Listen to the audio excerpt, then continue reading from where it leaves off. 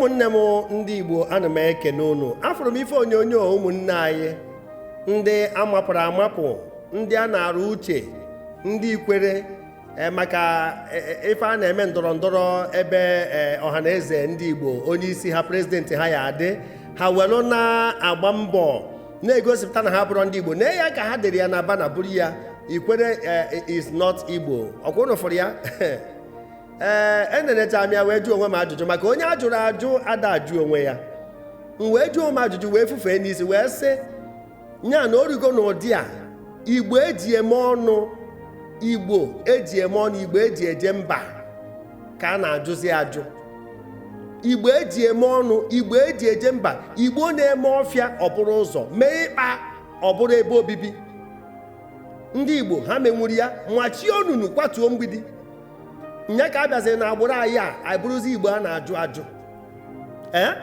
biko asị m ka m jụọ ụmụnne anyị kedu ife anyị na-eche kedu ife anyị na-eche ndị Ikwere akịta enenego m dị aka ọchọ nene ma egwu ha anyị ncha niile bụ ofu na ụdị egwu ha na-agba maka egwu a ha na-agbagasị na-atọkwa m ụtọ enwe ndị Ikwere ekweta na ha bụ ndị Igbo ndị ama afa ha maka ndị nke a na-emegoro ife akpa wụpụrụ akị ndị nke anyị na-afụ ebe a buchaa ma bana maka ndị Ikwere ma artist nọ na ha some politicians nọ na ha traditional rulers nọ na ha ekwere na ha bụ ndị Igbo nọọsụ ndị nke eburu batrị dị ha n'isi mana anyị kwesịrị ịjụ onwe anyị ajụjụ o kwesịrị na ọ ife idebere be gị ya kpọta onye ọbịa ka isi wee debebe gị ka ọ ya bụ mmadụ bịa ọ dị ya ka onye ana na ana kee ka anyị si wee debe n'ala Igbo kee ka anyị si debe ala Igbo maka ndị na-agbapụsị na mba ekpere m bụ ka ife ọnụ ị na-eme dị mmanya gaziere gị ịchụta ego ka ị nata ka anyị dozie n'ala Igbo ịchụta ego nata ka anyị dozie n'ala Igbo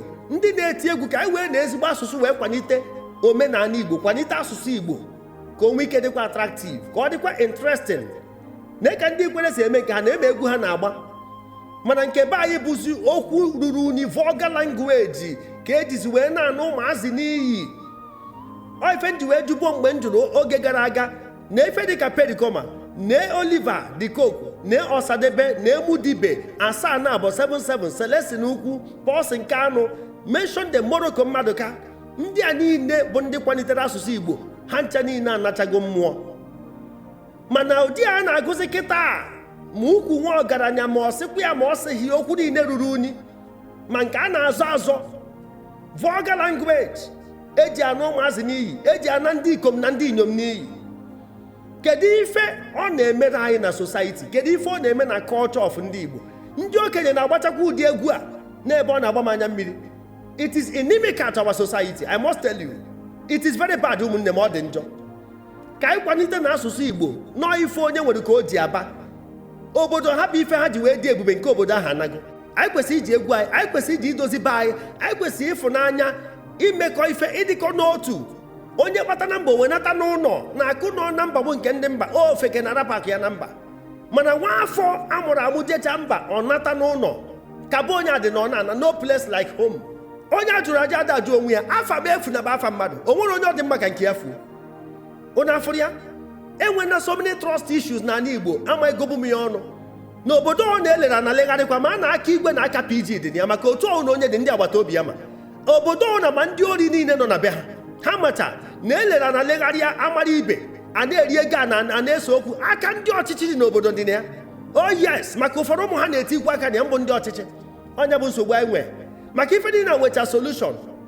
kedu ife anyị eme na ụmụnne m ka anyị wepụ n'aka n'ife ọjọọ trust issues akarịa na ndị be anyị emejọgo ndị be anyị ndị be anyị emejọgo ndị be anyị ụfọdụ ndị ọ ga-emejọ ọnụ ụmụnne ha gbafuo enye gị ego rụọ ọrụ ihe ụlọ irie dị money chebiri ndụ ya na-etretin ya ife na-agwụ na-enwetago so many cases iwejere ndị na-achị obodo hapụ okwu ahụ daa mmiri maka na onye a na-agwọ ọgwụ ọgwọ karịrị onye dibịa gwọrọ ọzọ gburu dibịa ọgwọrụ ka onye ọgwọrọ anwụ isi buka na-erie ọrụ bụrụ bika ibu na nsị enwe na trust issues ụmụnne emejọ na ụmụnne ndị ọ ga-emejọ na ndị ọgọ ọyi emejọ na ọyị enyi mere enyi ya ife ndị a ka anyị agba mbọ wepụsịa nkụ na akwụ anwụrụ ka anyị gbanụ mbọ dozie ebe anyị ka anyị gbagharụ n'onwe anyị ka anyị wepụ n'aka n'ife ọjọọ ka anyị hapụ oke ọchịchọ ego ewerugo the place of love and the place of God in our lives ife a metọsara anyị Igbo anyị nwa ka a na-ajụzi ajụ. Igbo eji eme ọnụ ka a na-ajụ ajụ.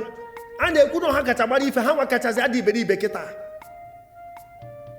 Ụdị omume a ka nna ya Ojukwu ji wee nwee legacy o nwere. Nna ya emu ya Ọkpara, ụdị omume a Chukwuemeka Kaduna Nzọgwụ ha, ụdị omume a ka ha ji wee nwee legacy ha nwee. Ọ iri ego nwanne ilesi mmadụ na-aba na ha jebezie kọt, ịkwafu ọbara maka ana adịghị ewepụta na ya dịkwa ewe na onye ka mụnwa jawu na-ekwu anụmagwa unu maka ebe a m na-ekwu okwu Lion Business Park.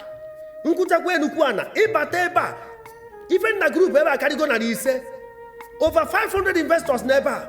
Ịpụta ịfụ calmness, ịfụ serenity, ịfụ na ego achọrọ mkpọtụ. Ife a na-arụ ebe a bụ 22,000 shops, sọsọ shops o. First phase enwe thousands of warehouses, enwe factories, enwe residential estate, God's Agenda estates. Ife na ebe a 2,000 hectares of land, 2,000 hectares of land. A na-eme December promo and the January promo ya. New Year and the Christmas promo ọ ife a na-eme kịta. Gị kwụta so 750 ka ị nata ka anyị dozie ebe anyị. Ada custodies ebe a. Ọ bụrụ na enwere mischievous character ọ na-enwere uwe eze esi manipulate ndị mmadụ ebe a, ọrụ na-aga n'ike n'ike. Na-edi prototypes na ya. Ọ na-enwere ife akụkọ na ebe a. Ọ dị posting a na-eme kemgbe ahụ gara aga. Ị ka afụ ebe ndị mmadụ na-complain. Ị ka afụ ebe ha na-ekpesa ife ọjọọ emere ha. Nke abụrụ stories. State gọọmenti aka ha dị na ya, 4 communities aka ha dị na ya, and the Association of Business Mogul Lion Business Park. On the debere ebe a, ife abụrụ nke one company real estate mba. Ife abụ ife a na-achị debe ebe abụọ ọnọdụ enwere ebe ọ dị n'Afrịka. 2,000 hectares, ọ bụrụ acres, hectares of land. Bịa ka ị soro ibe gị inwe ụlọ ebe a, ana ya kagburu ya na ntụ, agafere na this new year celebration, ọ bụrụ ife ọ ya abụ. Inwe ụlọ ebe a, anyị arụ bungalow, anyị arụ duplex, anyị arụ block of flats, 1 decking, 2 decking, 4 flats and 6 flats. Anyị enwe shops na ya ka ọha. Ifuru mmadụ onye gbatịrị aka ebe a n'ụzọ in between each building and another. Moto ya ada agba n'iru building ọ nọ na-agba n'azụ. Enwere ife dịka na shop m nọ n'azụ. Anyị na-arụ na the center of the park. Maka mmadụ isi na shop m nọ n'azụ azụ, ọ bụrụ maka ebe a na-arụ ife a. Enwere onye nọ na stadium enene bọọlụ ya sị na ọ dị afọ ife a na-agba. Otu a ka ọ dị. Center of the park. Enwe warehouses nke 40 square meters. Design ọfụ. Mgbe ị nwere ụlọ, nwee warehouse, nwee shops, nwee factory, kedu ife ọzọ a na-achọ? Ebe a enwe shopping mall, exhibition center, anyị edebe sample afe niile a na-manufacture ebe a. Nke kachasị nke okpocha nje ha nche niile bụ free trade zone, no import and export duties. A na-agba container ebe a kwamgbe. Ọtụtụ adịchago warehouse ebe a na-eme offload. Flyover ya esi n'Enugu Ọnịcha expressway bata ebe a. Ọ 1 pole from express. Ịbanye n'ime afịa ebe a, 1 pole. A na-achọ ịgba ma ya banye ebe a next year wee zụba ahịa. Ahụ nke a na-aba kịta ka a na-achọ ịgba ma ya banye ebe a. Almost 10,000 shops nọ under construction. Kedu ife ị ka na-eche nwanne m?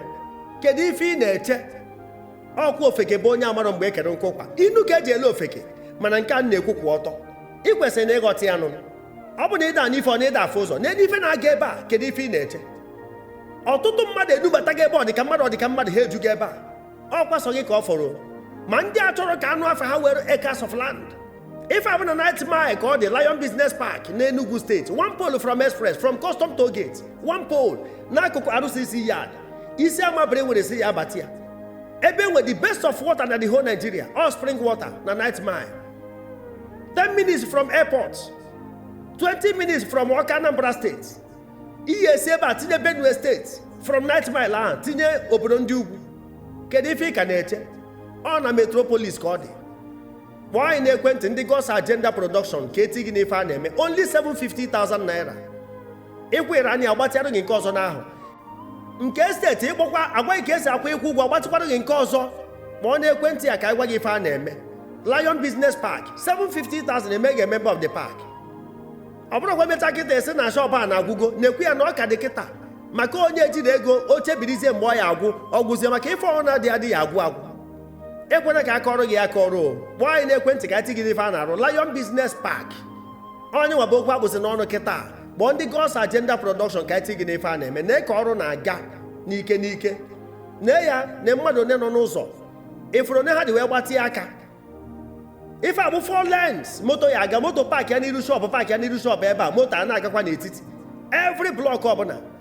anyị achọrọ ime economize na ebe a standard ife anyị na-arụ ebe anyị fụrụ ya bụ na China and Dubai anyị wee see nke ka ya nụ 4 times ka anyị see master plan ebe a anyị adịghị eme packaging nọọ ife anyị na-ekwu ka anyị na-eme world class school dị ebe a world class hospital dị ebe a 5-star hotel ya dị 5 fire service station police station concrete roads different plazas executive plazas and business plazas ife dị ebe a dị egwu all city ka anyị na-alụ a city in another city ka efe ka na-eche Lion Business Park ọnya bụzi okwu akpụ n'ọnụ dominating vocabulary kpọọ God's agenda production n'ekwentị ka anyị tigị n'ife a na-eme natanụ ka anyị dozie n'ala Igbo ụmụnne m natanụ onye ajụrụ ajụ ada ajụ onwe ya ọ bụrụ ajụ anyị na mba ajụkwuo anyị na Naịjirịa emekwuo Igbofobia na Lagos mee xenophobia South Africa mekwuo na Ghana mee na Cameroon na-ekwuzie ndị ikwere ajụ agba na anyị ifere ọ na-emekwa anyị ụmụnne m ifere ọ na-emekwa anyị ka a bịa na dozie ebe anyị na anyị menwuru ya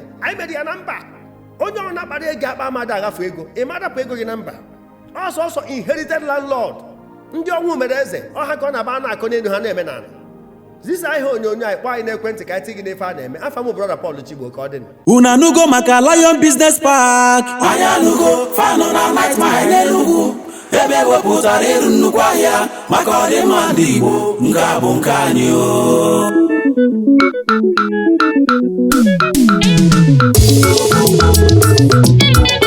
Hit Verge on the beat.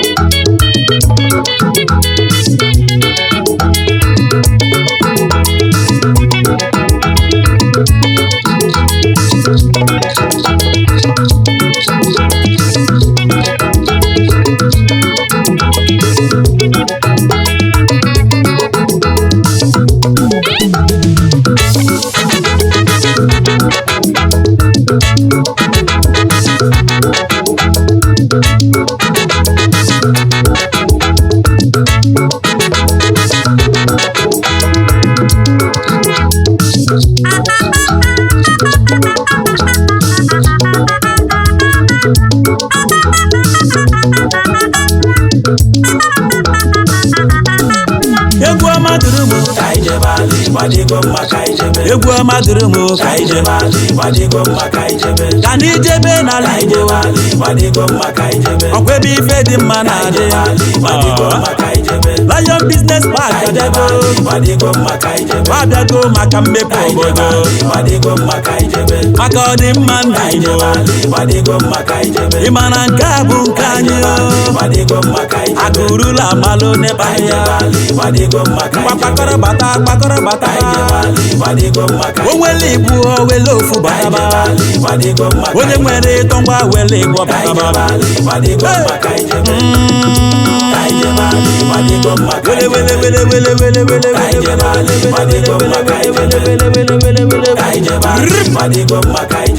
ọ bụ ebe ka anyị na-eje Lion Business Park ahịa ọma ebe ahịa dị mma n'azụ maka mmepe obodo ọdịmma ndị Igbo nke a bụ nke anyị nọ n'ime ebe anyị na-eje Lion Business Park ahịa ọma ebe ahịa dị mma n'azụ maka mmepe obodo ọdịmma ndị Igbo nke a bụ